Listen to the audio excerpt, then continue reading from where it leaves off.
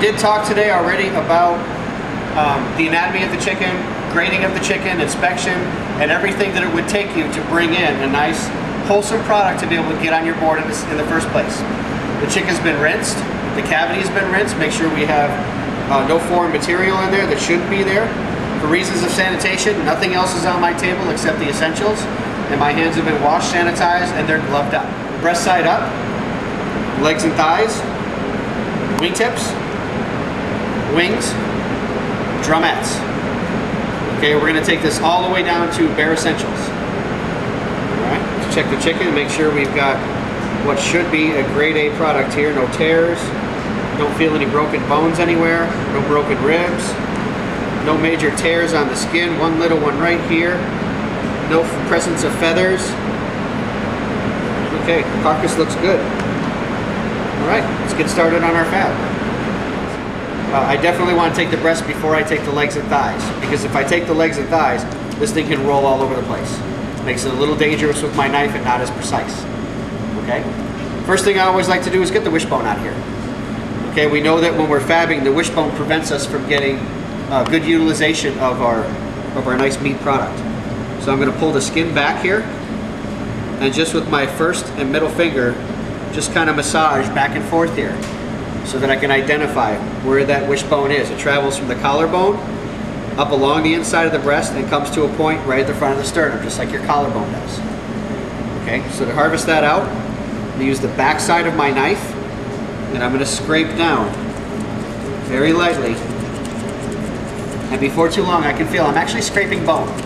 I'm not scraping meat anymore. And I can see right there, there's that wishbone. Okay, do the same thing on the other side. Not too much pressure. I don't want to snap the wishbone. I'd really like to get it out in one piece. So just abrasively moving back and forth, and there's the wishbone. Okay, so on the outside of the wishbone, I'll cut a little coin slot, just big enough to fit my finger in. And same thing over here. Okay, harvesting the wishbone, I'm going to insert my index finger and my thumb into those coin slots, and I'm going to start to wiggle as I go up towards the top of the keel bone, not squeezing down here because I'll snap it. Okay, working my fingers in. Alright, now I'm going to start nudging my fingers up towards the top where it meets the keel bone, and when I can touch my fingers together, that's when I'm going to pinch and pop that off of the sternum, and I can pull it here straight out and down. There it is. I should be able to pop it right out. Okay, that'll go for stock. Wishbone's out. Let's remove our wing tips. Okay, I can see there's a joint here where there's definitely cartilage coming together. Anytime bones meet, there's always a cartilage to protect it. Same thing on humans. And if I put my finger right on the top of that joint, I can feel where the crevice is, where the two pieces of cartilage come together. That is where I can put my knife and I cut right through. And you can see I didn't get any bone, I got cartilage. Stock. Same thing on the other side. And straight through. Okay. Next thing we're going to do, and this will be very important, we're going to do the fab that would possibly turn this into an airline breast. We identified the joint and cut directly through the joint. We're going to do something a little different. Okay.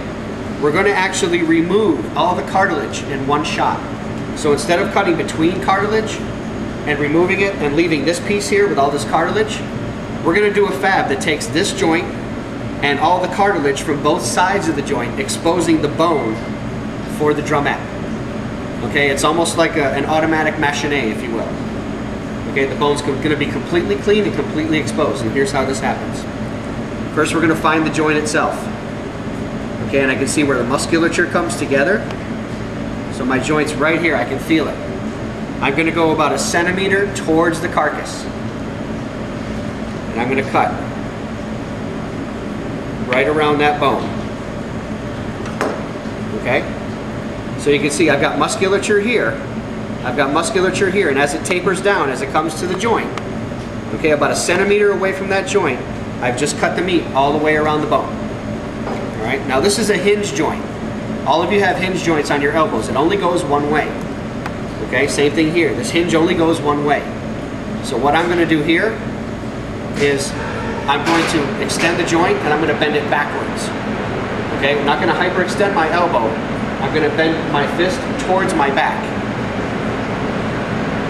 I'm going to grab hold of the drumette right on the exposed bone, and my other hand is going to grab the actual joint itself, not just the wing, but holding right at the joint itself, and I'm going to break it backwards.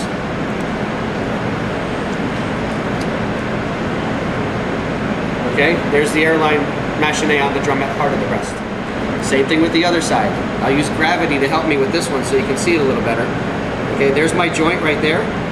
So about 1 centimeter towards is where I'll make that incision. I'll go right around all the meat, and I don't have to completely clear all the meat. I can trim the meat after I do the break. Okay, so there's the action of the joint. I'm going to bend it backwards. Okay, and that exposes that bone. And I've left myself nice drumettes to be able to then leave attached to the breast to have my airline. Okay, so let's take the breast off. Okay, this little empty dead space here where there's just skin and some fat. Let's go ahead and open that up again. Small cuts, small mistakes. There's a little fascia in here. Okay, just a little bit of a flankish type of protective meat. Not really necessary for our consumability. So I'm going to cut through the skin, and I'm going to cut through that fascia. So I've got something that looks like this. Okay. So, harvesting my breast. Okay, if I look through my skin and I run my finger right along the center of the breast, I can feel the keel bone or sternum of the animal. Okay? Because I removed the wishbone, I won't have to worry about my knife being forced to one side or the other. I'll get full harvesting off of this meat. Alright? So, holding down my skin, I'm going to look for that keel bone and I'm going to make an incision right over top of it. Now, the natural sturdiness of that keel bone is going to make my knife go one side or the other. Okay, so just doing this, you can see it forced my knife to go this way of the keel bone. Here's the keel bone, and it made my knife kind of dip to this side.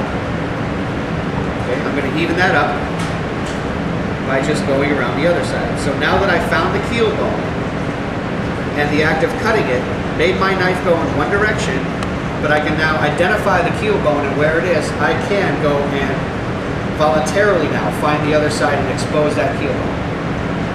Okay, no wishbone there, so I can cut right down the middle, get full utilization of this breast. Okay, and then the rest, just like every other cut we've shown you so far, follow the seam. Okay, going down along the side of the keel bone. Try to do this so you guys can see what I'm doing. Okay. And I'm just riding the rib cage. Small cuts, small mistakes. I'm using my thumb to hold the meat back so I can see what I'm actually manipulating here.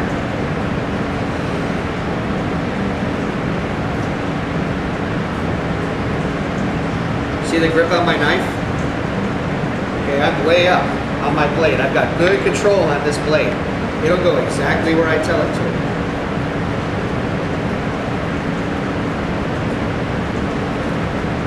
Okay, so following the inner skeletal structure, knowing I have a little bit of a shoulder blade, making me go down to a point where the drumette connects, but I'm following that just like a road map.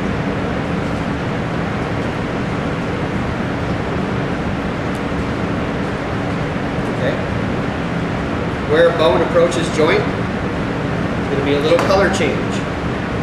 It'll start to turn the shade of cartilage white. Remember, there's always cartilage at joints. That's the joint I'm going through. So here's how I do this. I'm going to get a good hold of both the breast and the drumette. Make sure I don't leave the drumette behind. I'm going to let gravity help me out here. Okay, with a good grip on this. I'll come up from underneath. Work my way right up to that joint, and then with a slight cut, go right through the joint. And there is my skin-on airline breast. All right. I'm I've got a tenderloin in here that I can remove because it just makes the breast thicker than it really needs to be, and I promote uneven cookery because I'm thin down here and I'm thin down here, but I'm super thick right here. So to even out my ability to cook this evenly, okay, very, very delicate with this one. Shake it. And all of a sudden I kind of even out the thickness of that breast a little bit. And I can trim a little bit of fat, a little bit of skin if I like, to make this a little bit more presentable, not too much. There's the airline breast that we're going to use tomorrow. My tenderloin. I have a little tendon, a little piece of silver skin running through it. Not a huge deal, but just for the sake of knowing we need to remove elastin from our protein products because it does not cook and break down, but will, more to the point, shrivel this up lengthwise as it pulls together. I'll cut a little notch just to expose that.